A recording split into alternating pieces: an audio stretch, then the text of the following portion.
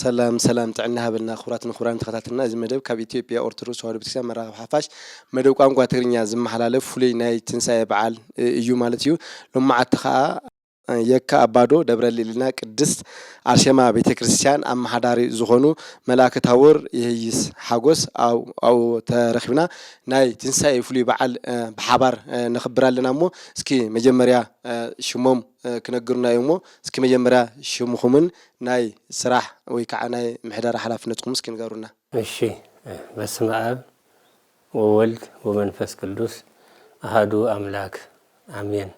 ክርስቶስ ተንሥአ እሙታን በአብይ ኃይል ወስልጣን አሰሮ ለሰይጣን አጋዞ ለአዳም ሰላም መጀሰ ኮነ ፍስሐ ወሰላም። እሺ ጽቡቅ አዲና እስኪ መጀመሪያ ሽምኩን እስኪ አፋልጣና። እሺ ስሜ ብዙባይራ ይባላል ወይዘሮ ብዙባይራ ይባላል። እሺ ጽቡቅ ስለዚህ እስኪ አዲና እንግዲህ ሰብ ብዙ ጊዜ ሰርሕ ይዘልዕሞ ምናልባት ምስቆሎት አታዓብያውን ብተወሳኺ አምንታይ ምንታይ ክንሰርሕ ያው ቆልዑ ለዓወኹ ደብረ ጽጌ ቅዱስ ኡራኤል ቤተክርስቲያን እየልሰርሕ ኣብ ቤተክርስቲያን እየልሰርሕ ደቀይ ለዓወኹ ዳመቻቸኹ እየሰርሕል ነበር። ጽቡቅ እሺ ስለዚህ ፍሉይ በዓል ትንሳኤ ነኽብር ኣለና እሞ ክብራት መልከትና ብሓባር ንኽፀንሑ ብክብሪ ንዓድምና። እስኪ መጀመርያ ኣቦና ቀሲስ መልአከ ታቦር የይስ ሓጎስ ኣበይ ተወለድኩም ኣበይ ከባቢ ዓብኹም? التولد كله ኣብ ትግራይ እንደርታ ልብሃል ዓዲ ወረዳ ድድባ ደርጋ ዓጀን ልብሃል ሰርገን ልብሃል ዓዲ የተወለደ ኣብኡ ምስ ተወለድኩ መድኃኔ ዓለም ቤተክርስቲያን እዩ ክርስትና ተልዒለ ተወሰነ ጊዜኡ ብልዓወኹ ዓዳ ናይ ወላዲተይ ዓዲ መረምኢት ልብሃል ይዓብየ እና መረምኢት ልብሃል ዓዲ ኣብኡ ከፍት ላጓሰኹ ኣጣልል ኣግሓለኹ ኣግማል ለሓለኹ ኩሉ ነገር ናይ ሃገረሰብ ለሎ ስራሕ ላሰራሕኹ ምስ ወለደይ ይዓብየ ብድሕሪኡ ግን ኣብኡ ምስ ዓወኹም ላብ ትምህርተይ ትምህርቲ ናይ ቃሺ ትምህርቲ ወላድየይ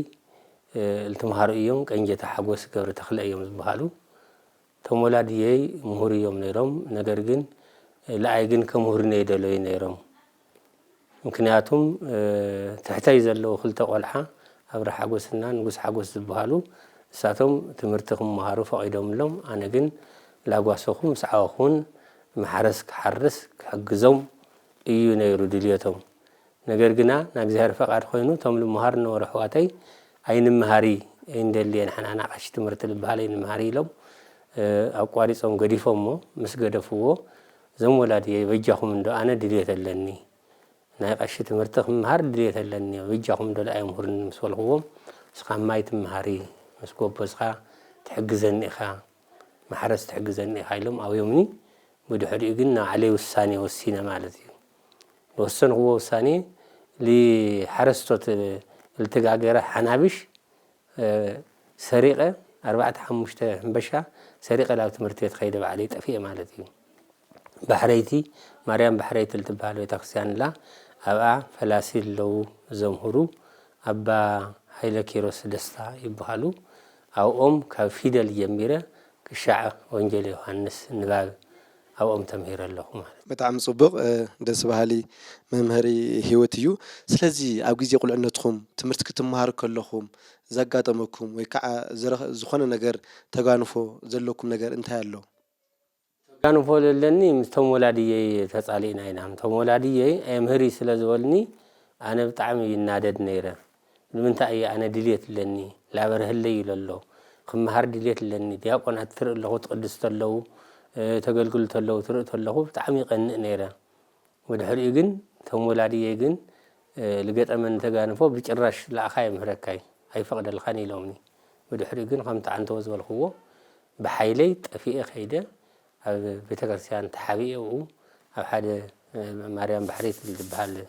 مريم تدلى بتكرسيان حباي قدام أو أطفيه أو أتقمته أو أتمهرقو صنيحة خلي إجازة بقت أمتهم ولادية شيء نومني تسعينا التقلي يفتكاوينا توفيق تبعيله من حريو تسلخو تسعينا بدحري جنت ولادية لفتا بيت كريستيان مريم بحري تبهال بقات أم مصيوم بتوسيان خصعمو أو رح قتري أيام تم ممهري سلز نجر خوهم نعيلهم لكسمع معني التعريق أمني نع سلام القلوات في الخا بحيل إخاطة في إخا لم تعطي في إخاطة في السخون دليل سلز اللو جزهر سلز الفقد لم تعقم زيتهم رويلهم تم مهنوكسية مخيرهم من الولادي بالحريق بقى بعيس فقعد جزهر تقول بقى يمهر إلهم فقدهم ليه مالتي بالحريق ناتجوان فوز لني زيو ولادي سلال أويني بتعمي نادد نيرة يخور نيرة أنا قواسا خوين قاردية كفت حلاي كفت خوين قاردية إذا ينادد نيرة بالحريقين هم تزول حكم تفيق مستمهره بكا وغيره لميدا كأو بالحريق العدي تملسقي بالحريق كأو كفتا مريم بحريتين بام مستمهره لا ليك إلى هفتو لبهالو شفت مريم سون تبهال الله أو أخيده كازيما ودس مريم جميرة كشاو مستقاب أربعة أريام ثلاث زبهالو قال تمرتات تمهير له داويت نباب داويت تمهير له بدحري دمو كم لك إلى فافتو وصيه كافت شفت أدمو مقالة دولة هاي قدس اللاسي البحال عبي دوغا منفر نيرو مشماغلي ينتهي ما نمرحان زبهالو أو أم خيدة صمو دوغا مقراف خلتا جزي كلاليسة زليقة تمهير علخو بدحري كاو أبينتهي ما نمرحان زي مسود داخو لغوندر يتسيئ غوندر زخور كل مخنيات دمو ينتا أي مرول بحالو أي نسور عبي دوغا منفر نيرو لا غاينتي تاي غاينتي ناي بيتلهم نادوغا ممسكر زلا قدس بيتلهم تبهال لاو لأم مريحيهم خيدا أو مريحيهم مسخور خلو أم مريحي لأم لالمون خلق اللوخو أو أفتهم عبي ممهر نايدوغا مسكر زلو ينتات وو منقصلو بحالو أو أم دمو زو أبين تاي من هارت مهار قوة مرتتات كل ndegena صوم دوغا خلت جزء ثلاثة جزء كلاليسة بدحريو دوغا ببهال ناي قدس ياريد ناي زمن يوحنس لا تمارخو نيره مالتيه حرسو لا تمارخو لهالخو كاو እንደገና ወጽየ ንፋስ ማውጫ አልተባለ ላይ ጋይንት ልባል አብ የነታዘር አዳዊት ኸዚ አራዳ ደብረ ጽየ ቅዱስ ይንትና አራዳ ጊዮርጊስ ዘለው ናይ ቅኔ መምህር የነታዘር አዳዊት ልባሉ አውም ደሞ ቅኔ خلت ዓመትን ገለን አውም ተማሂረ ጨሪሰ ብድሕሪኡ ላ ሰሜን ጎንደር ኸይደ ሰሜን ጎንደር ኸይደ አብ ينتا ياريد لبهالو كهاي يسوس قداماو غوندر لبهاللو أو كهاي يسوس أو قوام أو كبرال تماهرة بدحرو خا كاو موصيه أبي نتاكلي لبهالو أبي يغزنا كدان مرت أو أمون مزمور تماهيله بدحرو قلنا ميጨረሻ ጽቦት ምርትል ተማርخو أو نور إلياس أبرها نا إثيوبيا أرثوذكس ተዋህዶ ቤተክርስቲያን ምክትል ስራ አስኪያጅ ዘለው نور إلياس أبرها ورها بقال مزمور كبر على كل كليسة أو ملؤ بملؤ مسطنا أخو لا دبر هايل ودبر بقات على مريم غوندر ناي مسكر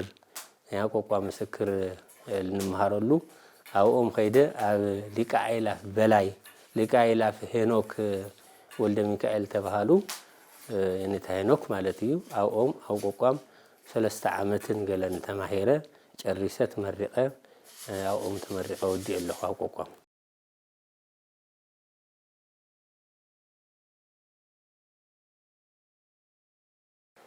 هو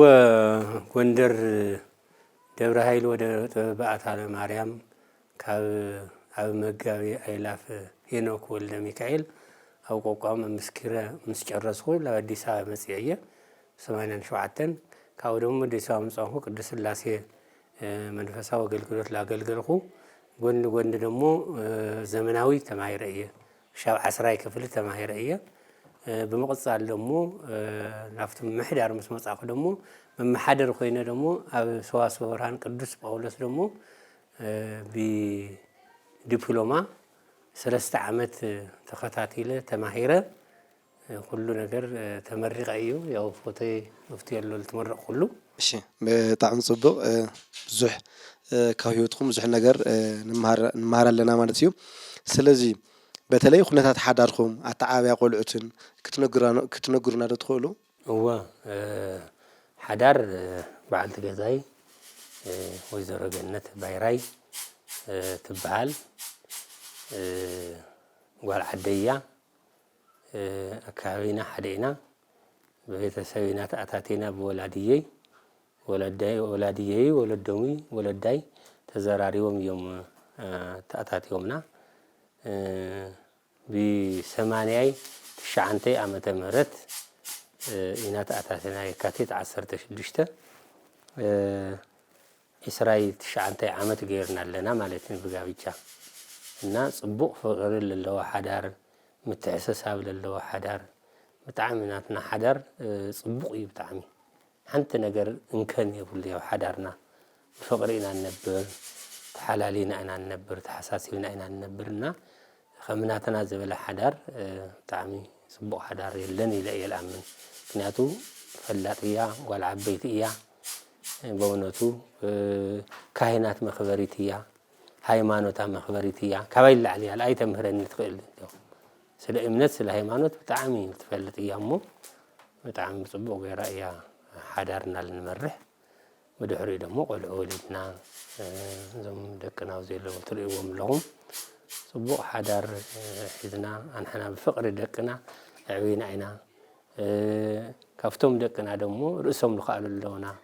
ዩኒቨርሲቲ ትመረቁ ክልተ ኣለውና እዚኣ እዛ ጓልና ቡና ልተፍልሕላም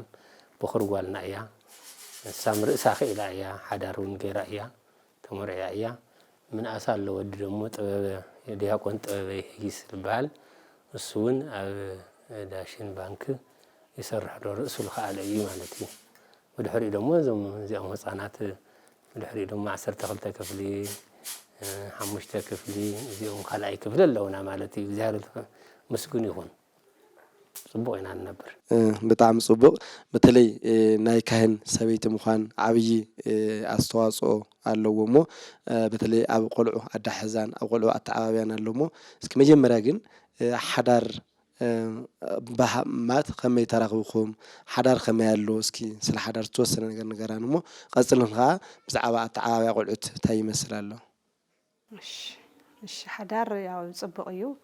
ሓዳር ማለት ያው ዓብይ ዩኒቨርሲቲ ማለት እዩ ብዙሕ ነገር ተመሃረሉ እዩ ሓዳር ማለት ተስማዕሚኻ እንድሕር ነብርኻ ሓዳር ማለት ምስ ክርስቶስ ለጋነይካ ማለት እዩ ልተጋነናሉ ያው በወለድና እዩ ያው በወለድና እዮም ሁሉ ነገር ጨሪሶምዎ ኣነ እውን ህፃን ዲረ ቆል 14 ዓመት እየ ልተመርዐኹ ያው እግዚአብሔር ይመስገን ያው ዘጽሕና እንሄና ሰበይት ካህን ምዃን ደሞ ምዕዳል እዩ ያው እግዚአብሔር ይመስገን እንድሕር ኽብርካ ሒስካዮ ኽብር እዩ ተኻበረ ካህን ማለት ና ክርስቶስ መገልገሊ ስለልኾነ ና ክርስቶስ መገልገሊ እስኻ ደሞ ተመሊስካ ተገልግሎት ኣለኻ ምኽባር እዩ እና ሰበይት ካህን ምዃን ክብሪ እዩ ለዓይ ብጣዕሚ ካብ እግዚአብሔር ልውሃብ ፍሉይ ውህብቶ እዩ ሰበይት ካህን ምዃንስ ምሕራይ እዩ ልመስለኒ ብጣዕሚ ጽቡቕ በተለይ ምስ ትምህርቲ እውን ምስ ሓዳር እውን ምስ ቆልዑት ኣተዓባብያ እውን ነግርኩምና ኣለኹም እሞ እስኪ መጀመርያ ናብ ኣዲስ ኣበባ መዓዝ ከባቢ መጽኹም ኣው ኣዲስ ኣበባ ክትመጹ ከለኹም ከዓ ምናልባት ናይ መጀመርያ ከቢድ እንድዩ ዘጋጠመኩም ነገር ተሃልዩ እስኪ ኣዘኻኽሩና ኣዲስ ኣበባ ብ87 እየ መጽየ ካብ ጎንደር ቀጥታ ምስ ተመረቕኹ ቀጥታ ብንውረ ኢድ ኤልያስ ኣብርሃ ኣማካኝነት እየ መጽየ እሶም መምህረዮም ኣቦዮም ቅድመይ መጽኦም እሶም በታ ዓመተ ምህረት እዮም መጽኦም እሶም 87 እዮም መጽኦም ኣዲስ ኣበባ ምስ መጹ ኣብ መንበረ ጽባኦት ቅድስት ሥላሴ ካቴድራል እዮም በመምህርነት ተቆጺሮም ብድሕሪኡ ምስ መጹ ለኣይውን ሓምሊ መጽእ ጋቢዞምኒ ቀጥታ መጽየ ቅድስት ሥላሴ መንበረ ጽባኦት ቅድስት ሥላሴ ኣትየ ኣነ እውን ኣብኡ በኣገልግሎት መዘምርነት ተመዲበ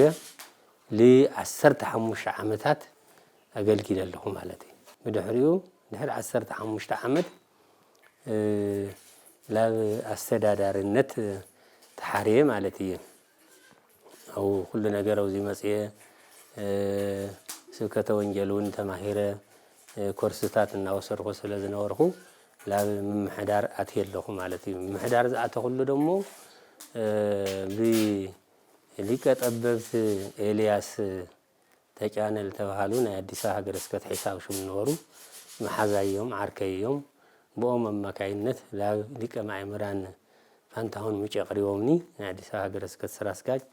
مدحري دمون السو دمو لا قدوس أباتاكين بركتهم يحلالنا وسو قدوس أباتاكين عون باولس بزمن باترياركنتهم ويا استدار النتاتي نعم جمرة حلقنا زحاز كله دورة تاور ماري دورة تاور قدوس فانيئلنا عبرها صباحا لبحالو يتكرسيان أو يخيدة أو ون تسمون ملائكة تاور لبل أو يرخيويو وصو عباتاكين أو نقوستوسنا لسا هجر سكت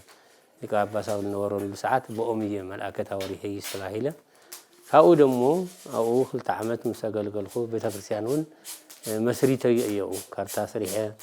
بلان سريحة بيتكرسيانو فانيئلون مسورتو أنا يزوز أخوه مدحريقين نور إيد إلياس أورها أبها قرس كتول نورو اللقزية تغييره لا مكان سلام قورو قدس ميكائيل بيتكرسياني يخيده أو خيده خعا بيتكرسيان ملوء أنا يسريح أيو بيتكرسيان مالتيو شو عدت عمت يتقميتو باستدادارنت بزوح لمعاتات وبزوح نابوتا مسوح فح غيره بتعمي كاو كل نجر لدستني أقول صراح هو صراح وسني ولي تعمي يلدست بزوح صراح هي صريحنا مدحريو شو عدت عمت قميته مسمرقو ببصوة قدوسا ونماتياس يتمرقو مستمرقه كاو عندنا هاجر سبكت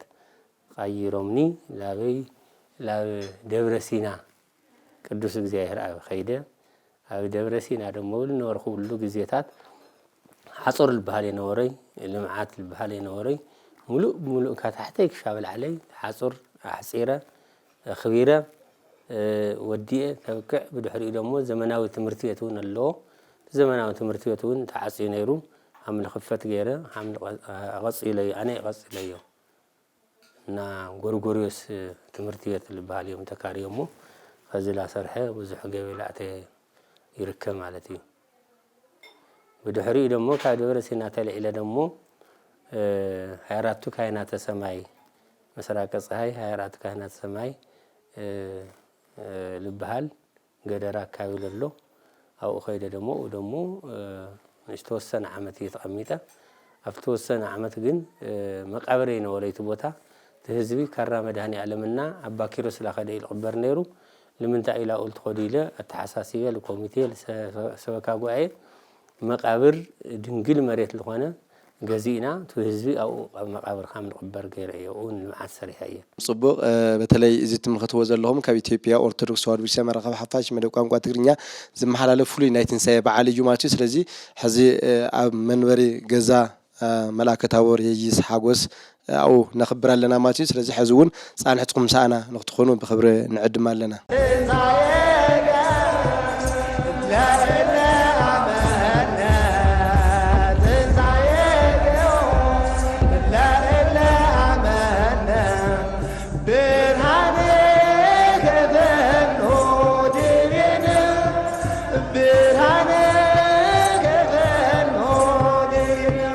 أبونا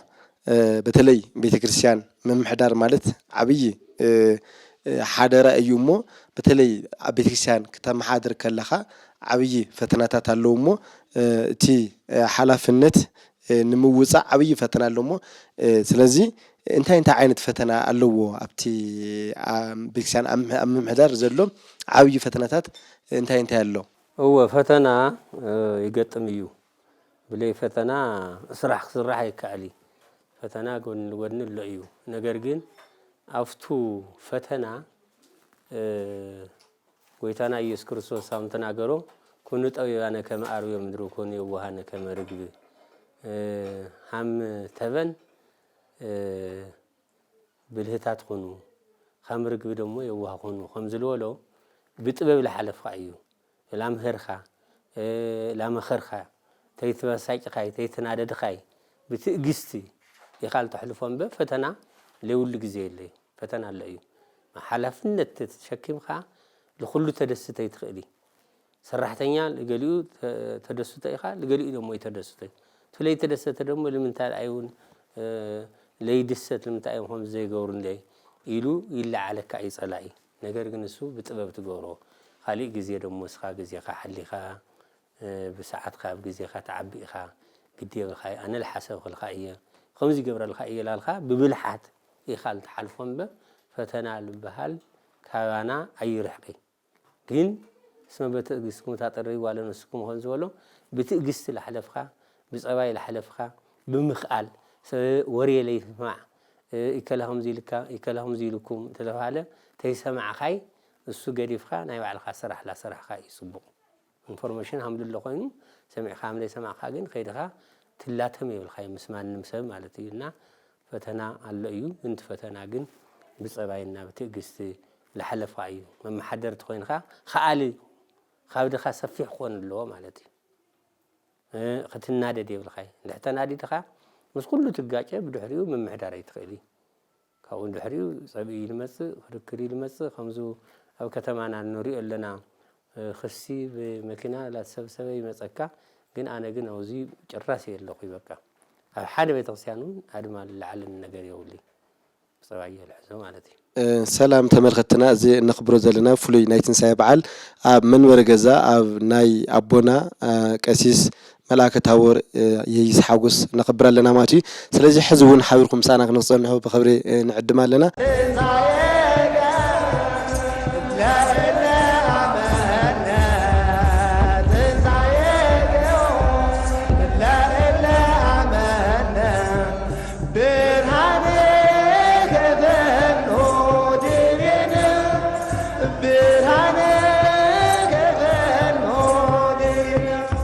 صبوغ أبونا بتلي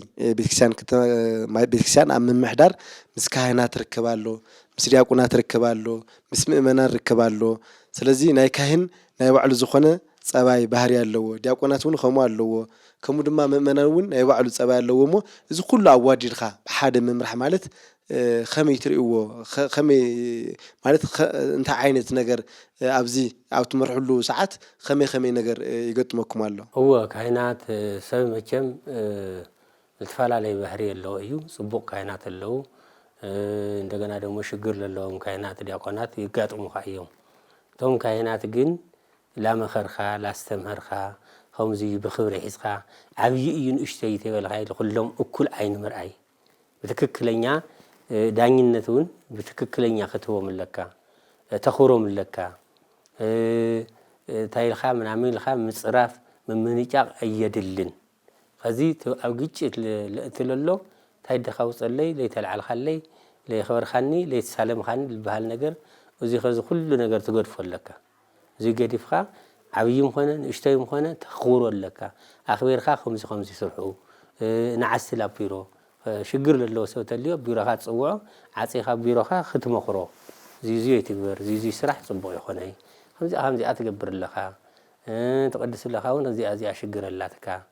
زين استخاخلن ابيت مقدس ابيت እግዚአብሔር بتتنا بفقر تغيرلت لنا ايو واغال نرخو الخا ختمخرو لك تمؤمنان دمو لدليو ትምህርት ምሃር በትክክለኛ ምስተማር ይሎም ለዲዩ በትክክለኛ ከስተአናገዱ ከቆሩ ተለው በትክክለኛ አመራር ሐልሃኻ መጽዮም ምሃር ተለው ደሞ በትክክለኛ ጽቡቅ መማህራን ተፈለጥ ለሆነ መማህራን ላምጻኻ እሳቶም ላስበክ እንድሕረም ይርኻዮም እንድሕላ አልኻውን ቅጥፈት ለይልኻ አብለይኹን ቦታ እንድሕለይ ተረኻኻ ምእመናን በጣም እዮም ለኹርኻ አነ በጣም ምእመናን ጽቡቅ ርክብ ይለለኒ ምእመናን ጽቡቅ እዩ የኹሮምየ ተሞተለው ኸይደም ሄረ ኣብ ቀብር ተረኺበ ኣብ ማሕበር ተረኺበ ኣብ ሰንበቴውን ተረኺበ ይምርቆም ኩሉ ነገር همዚ ስለ ዝገብረሎም ኣይኾርዕን ኹርዓት ልበሃል ይብለይ ኣነ በተትና ዝቕለይ ምክንያቱ ንምግልጋል እየ ዝኸድኩ ሓለቓ ማለት እኮ ስራሕ ምስራሕ እዩ እምበይ ብላዕል ኮይንኻ ተኸፊስኻ መቕማጥ ይኾነይ እና ምስ ምእመናንም ኾነ ምስ ካህናት ርክበይ ጽቡቅ እዩ ክሻው ከዚ ማለት እዩ በጣም ጽቡቅ በተለይ እንግዲህ አቦና መላእክታው ረይስ ሐጎስ ካህን እዮም ከምኡ ድማ ኣመሓዳሪ እዮም ብዙሕ ግዜ ኣብ ምምሕዳር ኣብ ቤተክርስትያን ኣብ ምግልጋል ይርከቡ እሞ በተለይ ቆልዑት ኣተዓባብያ ኣብ ኣኽኒሞ ዘሎ እሞ እስኪ ቆልዑት ኣተዓባብያ ቆልዑት ኣዳሕዛ ከመይ ትሪኦ? ቆልዑት ኣተሓሕዛ ስውን ብጣዕሚ ጎበዝ እዩ ያው ቀትር ምስ ለይቲ ስራሕ እዩ ቤተክርስትያን እውን ብቕንዕና እዩ ለገልግል ብፍልጠት እዩ ለገልግላ ቤተክርስትያን ኩለ ነገር እዩ ለገልግላ ካብ ኣውደ ምህረታ እስካዕ ቤተ መቅደሳ እዩ ለገልግላ ምስ ቀዳሲ ቀዳሲ እዩ ምስ ማህሌታይ ማህሌታይ እዩ ምስ ሰባኪ ሰባኪ እዩ ምስ ኢንጂነር እውን ኢንጂነር እዩ እና ምስ ሰኣሊ እውን ሰኣሊ እዩ ወቆልዓ ኣተዓባብያ ደሞ ቆልዑትና ዕርኽትና እዮም መሓዙትና እዮም መኸማኸርትና እዮም መልኣከ ታቦር ማለት ለደቁን ለሰበይቱን ግዜ ልህብ እዩ ካሊእ ዓርኪ የብሉይ ሰበይቲ ደቁ እዮም ዕርኽቱ ቆልዑ ደሞ ብፅቡቕ ኣተዓባብያ ኢና ሃኒፅና ዓብይና እዮም ያው ና መጀመርና ጓልና ወይዘሮ ሜላት የይስ ትበሃል ያው ሓዳር ሒዛ ዓባይ ኮይና እያ ካልኣይ ወድና ደሞ ዲያቆን ጥበበ የይስ ልበሃል ኣለና እግዚአብሔር ይመስገን ጥቕልል ብልበለ ሓሳብ ግን ያው ቆልዓ ኣተዓባብያ ብፅቡቕ ኢና ንዕቢ ደቅና ልኸብድ እውን ነገር የለይ ተመኻኺርና ተሓጋጊዝና ተደጋጊፍና ስለልኾንና ንዕብዮም ብጣዕሚ ፅቡቕ እዩ ካባይ ንላዕሊ እንደውም መልኣከ ታቦር ተንከባኺቡ ለዕብዮም ደቁ መኺሩ ዘኪሩ ይዕብይና ኣነ እውን ያው ሃም ሓንቲ ጓሉ ይዕብይኒ ወላ 14 ዓመት እየ ተመርዐ ያው ሃም ጓሉ ይዕብይኒ ናቦይ እዩ ላይ እንታይ ዓይነት ቃላቶም ልገልጾ ንእሽተን ሽገር እየ ቃላት የብለይ እግዚአብሔር ኣምላክ ዕድመ ይጥዕና ይሃበለይ እግዚአብሔር ኣምላክ ስራሕቱ ብሙሉኡ ቅድሚኡ ላኸደ ይፈጽመሉ ዕድመ ይጥዕና ይሃበለይ እግዚአብሔር ና መልኣከ ታቦር ያው ትሑት ሰብ እዩ ምሁር ሰብ እዩ ሙሉእ ሰብ እዩ ብለይ ምንም ምፍራሕ እየ ልናገር ሙሉእ ሰብ እዩ እግዚአብሔር ዕድመ ይጥዕና ይሃበለይ ትሑት ሰብ እዩ እዚ ይመስል መልኣከ ታቦር እሺ ብጣዕሚ ፅቡቕ በተለይ ኣብ ናይ ምሕደራ ዘመንኩም ማለት እንግዲህ ስራሕ ትሰርሑ ኣለኹም ዓብይ ዕግበት ረኺቡ ኣለኹ ትብልዎ ተግባር እንታይ እንታይ እዩ? አዎ ምምሓዳሪ ምዃን ፅቡቕ እዩ ምክንያቱም ስእልካ ተራ ሰራሕተኛ ተኮይንካ ታሪክ ትሰርሕ ይትኽእል ቀዲስካ ሙፃእ ማይለ ተገሊካ ሙፃእ ተኮይኖም እዩ እምበር ካሊእ ታሪክ ትሰርሕ ይትኽእል መመሓደር ተኮይንካ ግን ሓላፍነት ሒዝካ ለለካ እውቀት እግዚአብሔር ለሃበካ እውቀትካ ተጠቂምካ ብዙሕ ስራሕ ትሰርሕ ኢኻ ለምሳሌ ጎሮ ሚካኤል ከም ዝበልኩኩም ፅቡቕ ስራሕ ሰሪሐ እየ ቦታ ስፋሕፊሖ እየ ብጣዕሚ ቦታ ፀቢቢ ነይሩ ምስቶም ሰብ መሬት ተስማዕሚዐ ብስምምዕነት እቲ ቦታ ስፋሕፊዕና ኣቲናዮ ቤተክርስትያን ፅቡቕ ዘመናዊ ቤተክርስትያን ገይረ ሰሪሐ ብጣዕሚ ደስ ልብለኒ እዩ ከዚ ደሞ ኣለለኽዎ የካ ኣባዶ ደብረልና ቅድስት ኣርሴማ ቤተክርስትያን ብሓፂር ግዜ ታሪካዊ ዝኾነ ስራሕ ቤተ መቅደስ ኣብ 9 ወርሑ ቤተ መቅደስ ግራውንዲ ሙሉእ ግራውንዲ ዘለዎ ሓደ ሽሕ ልላዕሊ ካሪ ዘለዎ ቤተክርስትያን ላሰራሕና ኢና ነና ከዚ ላውዶምና ላውጠራ በፂሕና ኣለና ማለት ከንቺ ተገዚኡ ሎ ቆርቆሮ ክግዛእ ኢሉ ተሰባሲቡ ሎ ገንዘብ ናይ ቆርቆሮ መግዚእና ከምዚ ዝበሉ ስራሓት እዮም ለደሱትና ኣነ ልምዓት ልምዓት ኣለኹ ብጣዕሚ የልሰት ምስ ህዝበ ክርስቲያን ትፋተኢኻ ምስ ካህን ትከባበሪኻ ብጣዕሚ ኩሉ ነገር በቃ ልበረህልካና ስራሕ ምስራሕ እዩ ቅጥፈት ለይ ምስራሕ እዩ ለይትገብሮ ነገር ኣብ መድረኽ ለይምንጋር ኣነ ጅግና እየ ኣነ ከምዚ ይበሃል ብትሕትና ኮይንካ ሰብ ከመስግነካ ኢልግባእ እምበር በዓልካ ኣነ እኳ ከምዚ ዝበልኩ እየ ትብል የብልካ እዚ ክርስቶስ እውን ለይፈትዮ ትዕቢት ስለ ክርስቶስ ጦር ከም ዝተባሃለ ትዕቢት የድሊ ብትሕትና ዝቅ ኢልካ ግን ትሕት ኢልካ እንድሕር ሰሪሕካ ኩሉ ነገር ኢና ለዕግውኒ እቶም ቤተክርስትያናት ዝዘዋወሩ ኩሎም ቤተክርስትያናት ኩሎም ብመጠኖም ልምዓት ለልማዕ ኩሎም ስለልኾኑ ብጣዕሚ ዓብይ ታሪክና ዓብይ ደስታ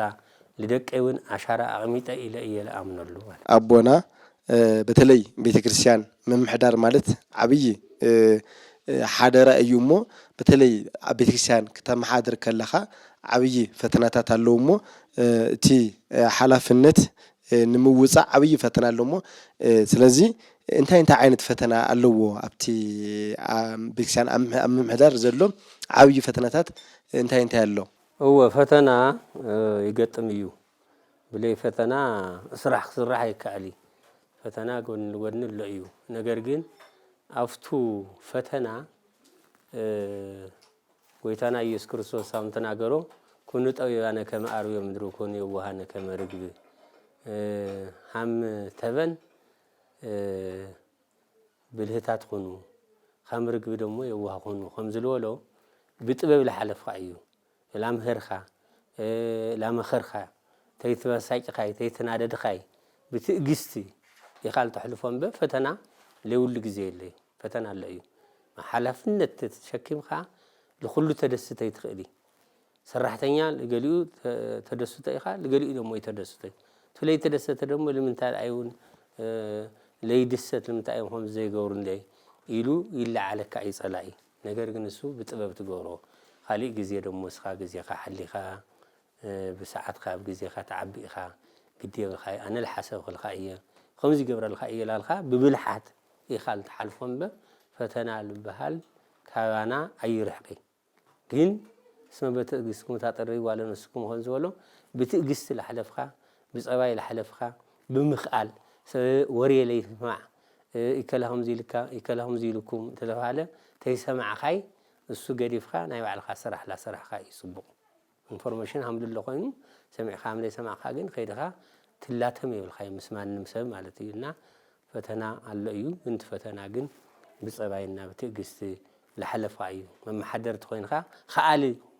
ካብድኻ ሰፊሕ ኮን ኣለዎ ማለት እዩ ክትናደድ ይብልካ ለሕተናዲድካ ምስ ኩሉ ትጋጨ ብድሕሪኡ መምሕዳር ይትኽእሊ ካብኡ ድሕሪኡ ጸብኢ ይልመጽእ ክርክር ይልመጽእ ከምዙ ኣብ ከተማና ንሪኦ ኣለና ክሲ በመኪና ላሰብሰበ ይመጸካ ግን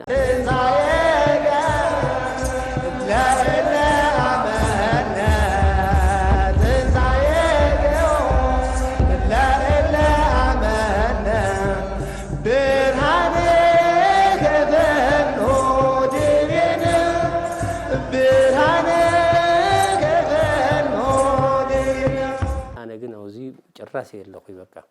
ኣብ ሓደ ቤተክርስቲያኑ አድማ ለዓለን ነገር ይውሊ ጸባየ ለሕዞ ማለት እዩ በስመ አብ ወወልድ ወመንፈስ ቅዱስ አሐዱ አምላክ በቅድስት ሥላሴ እንዘ አምኖ ተማሐፀነ ከሄደከ ሰይጣን በቀድመ ዛቲ መቅደስ ቤተክርስቲያን እንተ ኢትስም ማርያም ጽዮን ለዓለም ዓለም ናይ አብርሃም ማዕድ ናይ ሐዋርያት ማዕድ ለባረከ አምላክ ናትናውን ማዕድና ይባርከልና ይቀድሰልና አምላክና ጎይታና መድኃኒትና ኢየሱስ ክርስቶስ ለብርሃነ ትንሳኤው ከም ዘብጽሕና ከምኡ ደሞ ለብርሃነ እርገቱም በሰላም መጥዕና ምስ ቤተሰብና ምስ ደቅና ምስ ጎራብትና ምስ ኩሉ መላእ ዓለም እንኳዕ አብጽሕና እንኳዕ አብጽሕኩም ማይደና ደሞ ይባርከልና እግዚአብሔር አምላክ አቡነ ዘበሰማያት ምጽአ መንግሥትከ ወይኩን ፈቃድከ በከመ በሰማይ ከማሁ በምድር ሲሳየነ ዘለለ ዕለትነ ሀበነ ዮም ህድግ ለነ አሳንጅከን كما نهناني نهدق لزعب بسلنا يتأنك زي وستمسوت ألا أدهنن ووالحن كل أكوش مزيعك إيتي منقست هاي لو سوات لعالم عالم بسلام قدس قري أملاك ووزيتي مرام سلام لك دنقل بهنا شو دنقل بسكاك المقزع صوى السلام لك ورقت أنت إما نستورك فركت سيجي تفسي بسيط أمري تزقى እግዚአ ብሔርም ስለኪ ሰአሊ ወጸሊ ምረታው ኩሩ ኢየሱስ ክርስቶስ ከመ ይስረይ ለነ ኃጣዊነ እግዚአብሔር ይባርከና በስመ አብ ወወልድ ወመንፈስ ቅዱስ አሐዱ አምላክ አሜን። በስመ አብ ወወልድ ወመንፈስ ቅዱስ አሐዱ አምላክ በስመ አብ ወወልድ ወመንፈስ ቅዱስ አሐዱ አምላክ በስመ ሥላሴ የተባረከ የተቀደሰ ይግበረልና ለናይለሙ ዓመትን በሰላም ይጽሕና ማይሰራጣት እግዚአብሔር ይፍታ።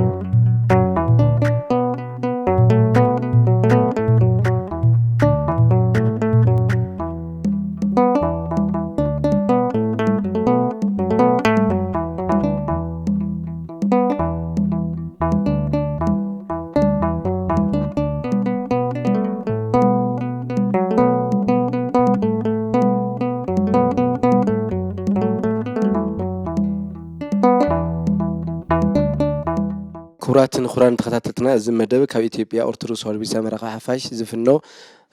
መርሃ ግብሪ እዩ ማለት እዩ። ሎማዓቲ ዝነኽብሮ ዘለና ኣብ መላከ ታቦር ቀሲስ የይስ ሓጎስ ኣብ መንበሪ ገዝኦም ብሓባር ፍሉይ በዓል ነኽብር ኣለና ማለት እዩ። ሕዚ እውን ኣይወዳእናን ምሳና ኮይንኩም ብሓባር ንኽትከታተሉ ብክብሪ ንዕድም ኣለና ማለት እዩ።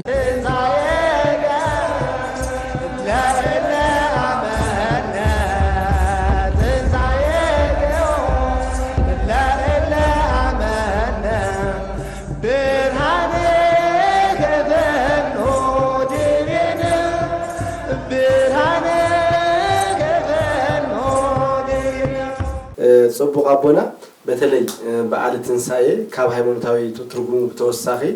ንሃገራዊ ሰላምን ንሕብረተሰባዊ ሓድነትን ዘለዎ ፋይዳ እንታይ ይመስል? በዓል ትንሳኤ ብጣዕሚ መድሓኒት ዝረኸብናሉ ብርሃን ዝረኸብናሉ ካብ ጸልማት ናብ ብርሃን ዝወፃናሉ ጎይታና መድሓኒትና ኢየሱስ ክርስቶስ ለኣናይሉ ካብ ሰማይ ሰማያት ወሪዱ ካብ ድንግል ማርያም ተወሊዱ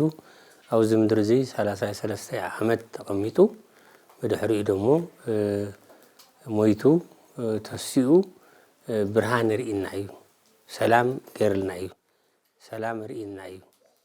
السلام زي دمو خبر اللي رخبنا له أبونا أدامنا حيوان إننا حيوان كاب سلمات كاب فدا كاب مدري فدا وتيوم لا بلي نور له كبر التملس له ولا تعربي التملس له يومه تنسعيه بتعم فايدة على اللوي المدر العالم ومدرين تجبر فاسيكات حاسبة بدون كريستوس لهم تحاسبة مدرم تدسيتا أيام وكان سب مدرم تدسيتا تفسيها أيام مالتنا بتعمي للو فايدة برهنة تنسعيه كمان عبيت بعالات النوم تواننا تكريستوس كامت لتسأل حبيب علينا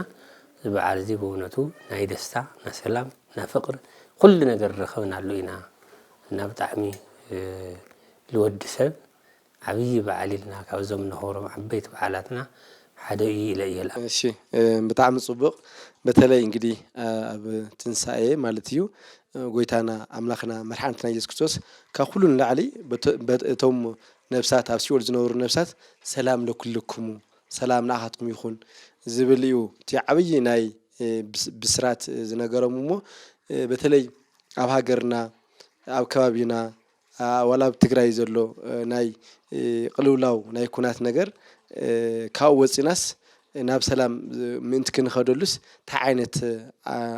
أباتاوي مغرته بو سلام تودا داري أولي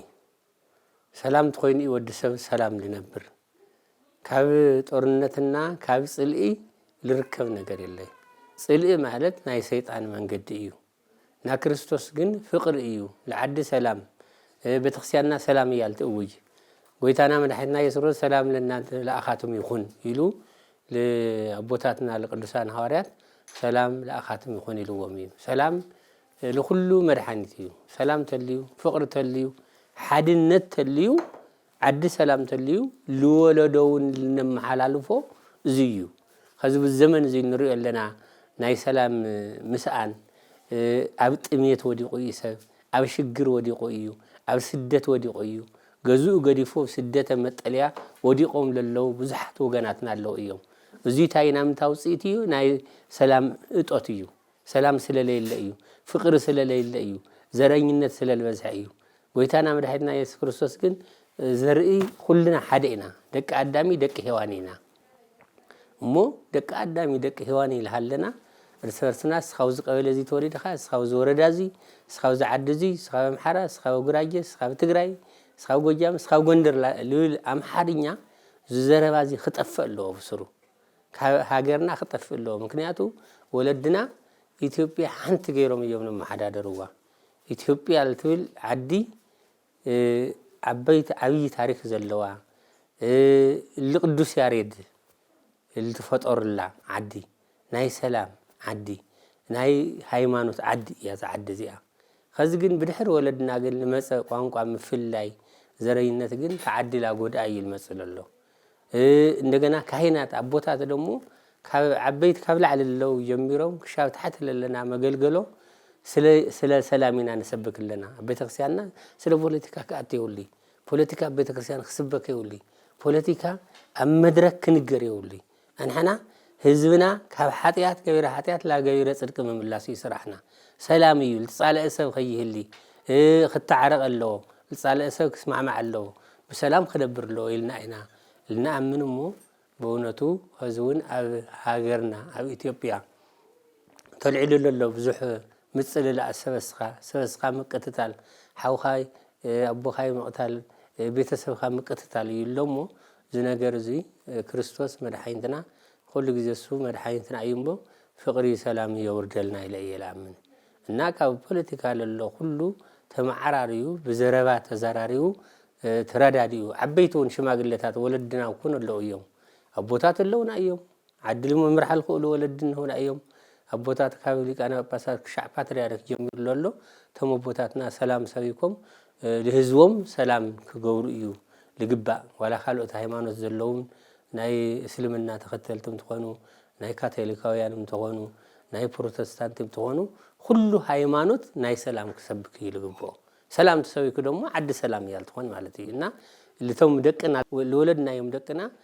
ኣብ ጽልኢ ኣብ ጦርነት የተገዲፍናዮም ግን ብጣዕሚ ጽቡቕ ይኾነ ይለሎ ኣንሕና ልተወሰነ ዘመን ተቐሚጥና ንኽእል ኢና ንሓልፍ ንኽእል ኢና ብድሕሪኡ ግን ደቅና ታይና ንሓድኩም ኣለና ጽልኢ ገለዚ ገለዚ ቀበሌ ገለ ከይትኽተልዎ ገለ ከይትቐርብዎ ገለ ከይትሰምዕዎ እግዚአብሔር ይምሓረና ኣብ ኢትዮጵያ ተመስገን እምበር ኣብ ኣሜሪካ ናብ ወጻእ ለለው ሃይማኖታት እኮ ናይ ትግርኛ ቤተክርስትያን ልበይኑ ናይ ኣምሓርኛ ልበይኑ ናይ ገለ ልበይኑ ላተባሃለ እኮ ንሰምዕ ኣለና ወጻእ ልግበር ዘሎ እዚ ግን ትክክል ይኾነ ኣንሕና ሓደ ልገብረና ክርስቶስ እዩ ክርስቶስ ብደሙ ለድሐነና ኣብ ቀራንዮ ኣደባይ ተሰቂሉ ለድሐነና ክርስቶስ ለዓለም መድኃኒ ዓለም ለዓለም መድኃኒት እዩ ተሰቀለ እምበር ለሓደ ብሔር ለሓደ ቀበሌ ይኾነ ተሰቀለ ክርስቶስ እሞ አዙን ሰላም አጥቢቀ መክር በተለይ አቦታተና ለሎ ኣብ ካህናት ለሎ ፍቅሪ አንሕና እንደ ፍቅሪ ኮይና እንደ ሓድነት ኮይና ተኻዲ ህዝቡን አባና ይዝምሃር ተኽፋት አባና እዩ ኣብ መድረክ ለቃላቀልና ፖለቲካ ላ ደንበርና ለነናገሮ ዚዚ ቀርሎ ስለ ሰላም ክርስቶስ ስለ ሰላም ይሰበከ ክርስቶስ እኮ ሁሉ ዓለሙ መድኃኒት ከልኢሉ ፈጠሮምበ ለኢከለ የበለይሞ ሰላም ኮን ይልምን ማለት እዩ ዝበዓል እዚ ደሞ ዓብይ በዓል እዩ ናይ ደስታ በዓል እዩ ናይ ተፍሲት በዓል እዩ ሰላም በዓል እዚ ሰላም ላኽበርና ለህዝብናውን ሰላም ንገብር ይልግባእ እየ ለምና በጣም ጽቡቅ አመወዳታ እዚ መርሃ ግብሪ ዝከታተሉ ተመሓላልፍዎ መልእክቲ በተለይ ጽጉማት ዘለዎም አለው ዘይብሎም ኣለውሞ ብሓደ ተሓዋዊሮም ምእንቲ ትበዓል ከኽብሩ አባታዊ መልእክቲ እስኪ አመሓላልፉልና በዓል ማለት ደስታ እዩ በይነኻ ገዛኻ ዓጺኻ ክትበልዕ ክትሰቲ ይብልኻይ ብዙሕ ጽጉማት ኣለውና እዮም ከምታ አንተ ዝበልኽዎ ብየመጠሊኡ ብስደት ደለው ብጦርነት ምክንያት ዓደም ገዲፎም ተሰደዱ ወገናትና ኣለው እዮም ብጢመት ይሞትለው እዮም ብሽግር ይሞትለው እዮም አንሕና እሳቶም ዓሪዞም እዮም ክዳን የብሎም እና ለለና ክዳን ሁለት ልብስ ያለ ሁለት ክዳን ደለው ሰብ ሓዲኡ ለኻሊ ሃብ ይብል መጽሐፍ ቅዱስሞ ሰብና ሒዝና ደኻታት ሒዝና ክንበልዕ ይልግባእ ኣብ ገዛና ደጊስና ኣብ ገዛና በጊዕ ሓሪድና ንሕና ደርሆ ሓሪድና ቅርጫ ኣቲና ልንወልዖ ኩሉ እዚ ኩሉ በይንና ክንወልዖ የብልናይ እቶም ዘይብሎም ጎራብትና ኣለው ልልማን ፈርሑ ልምልማን ለሓፈሩ ዓበይቲ ኣረጋውያን በየቦትኡ ደቆም ልሞትዎም ጠዋሪ ለይብሎም ኣለው እዮሞ እሳቶምን ክዳንውን ክንኸድኖም ይግባእ ልብላዕውን ሓቢርና ክነኽብር ይልግባእ እምበር በይንኻ ዝግጅት ከይርኻ በይንኻ ገዛኻ ዓጺኻ ንዕሊኻ እዚ በረከት ይውልይ በረከት ለለዎ ግን ልጠመየ ለረሓበ ሓቢርኻ ተብሊዕኻዮ ተስቲኻዮ ግን ዓብይ በረከት ይኻል ተረክብ ማለት እዩ እሞ ህዝብና ዝበዓል እዚ ነኽብሮ ኣለና ምስ ድኻታት ኣሕዋትና ምስለ ዓረቑ ኣሕዋትና ኮይና ክነኽብሮ ይልግባእ ኢለ እየ ልምነ እሺ ብጣዕሚ ጽቡቕ ናይ መወዳእታ ዝተረፈ ዝቀረየ ኣሎ ትብሎት ነገር ተሃልዩ ምውሳኽ ትኽእል ኢኽን ዝቀረየ ያው ክዓብፅሐኩም ልበል ልመላዕ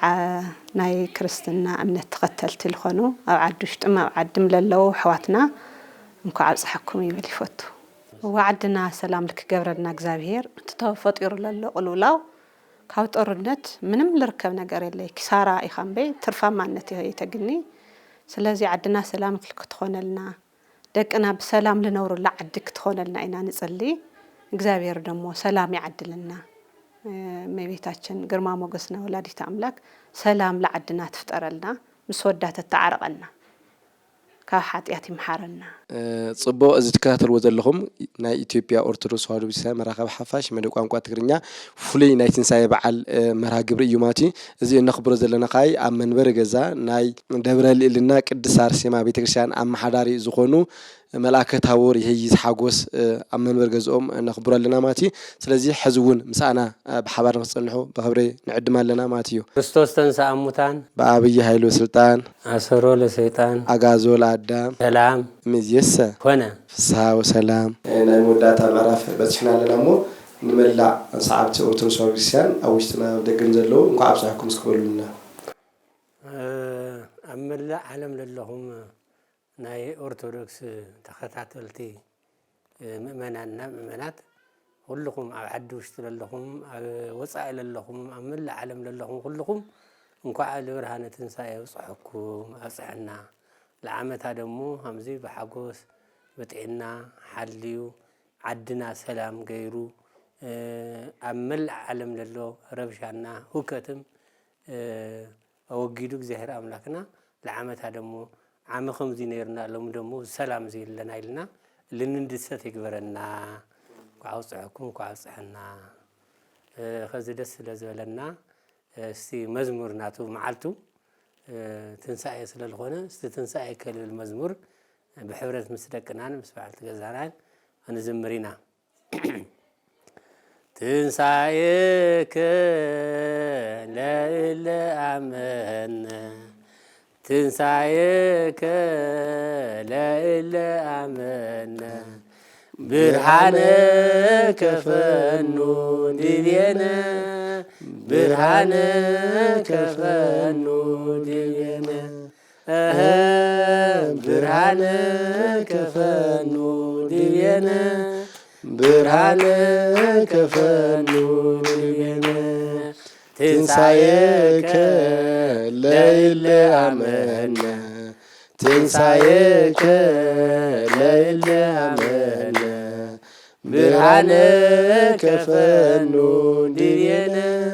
ብርሃነ ከፈኑ ዲቤነ ብርሃነ ከፈኑ ዲቤነ ብርሃነ ከፈኑ ዲቤነ ትንሣኤከ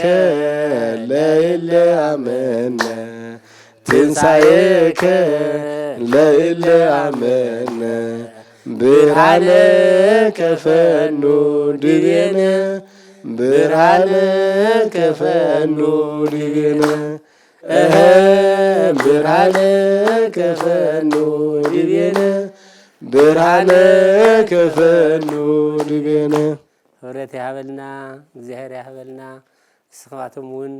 ካብ ርሑቕ መጺእኹም ኣብ ገዛና እንግዳታት ኮይንኩም ስለልመጻእኹምና ብጣዕሚ ኩልኩም ነመስግነኩም በእውነቱ ደስ ልብል መዓልቲ ኢና ሕሊፍናየና ናይ ሎማዓንቲ ትንሣኤ ብጣዕሚ ንሕና ትንሣኤ ልተልዓልናሉ ኢና ማለት ይግበአና ህብረት ያህበልና ለኣኻትም ውን ዕድመይ ጥዕና ይሃብኹም ሞያኻትም ደሞ እግዚአብሔር ክሻዕ መጨረሻ ተገልግሉ ቤተ እግዚአብሔር ኩሉ ልትገብሩ ወለኹም ደሞ እግዚአብሔር አምላክ ዕድመይ ጥዕና ይሁ ስራሕኩም ተባረኸል ተቀደስ ከትሩ ዝነበርኩም ካብ ኢትዮጵያ ኦርቶዶክስ ተዋህዶ ቤተክርስቲያን መራኸቢ ሓፋሽ መደብ ቋንቋ ትግርኛ ዝመሓላለፍ ዝነበረ ኣብ መንበሪ ገዛ መልአከ ታቦር ይህይዝ ሓጎስ ናይ የካ ኣባዶ ቅድስት አርሴማ ቤተክርስቲያን ኣመሓዳሪ ዝነበረ ፍሉይ ናይ ትንሣኤ በዓል ብሓባር ኮይና ነኽብር ነርና ማለት እዩ ስለዚ እስካብ ቀጻሊ ትንሣኤ ብሰላም እግዚአብሔር የራኽበና ንዓድና ንሃገርና ኩሉ ሰላም ይሃበልና ማለት እዩ ኣብ ዓለም ዘሎ ኩሉ ቅልውላው ብሰላም ተፈቲሑ ጎይታና ኣምላኽና መድሓኒትና ኢየሱስ ክርስቶስ ናብ ሰላም ኩሉ ንኽቕይሮ ንምህፀና ኣለና ማለት እዩ ስለዚ እዚ ትካትልዎ ዝነበርኩም ኣብ መንበሪ ገዛ ብሓባር ኮይና ነኽብሮ ዝነበርና ናይ ትንሣኤ ፍሉይ በዓል ኣብዚ ዛዚምና ኣለና ማለት እዩ እግዚአብሔር ሃበልና ሰላም ርሑስ በዓል ትንሣኤ ይግበረልኩም ወስብሃት ለእግዚአብሔር ወለወላዲቱ ድንግል ወለመስቀሉ ክቡር አሜን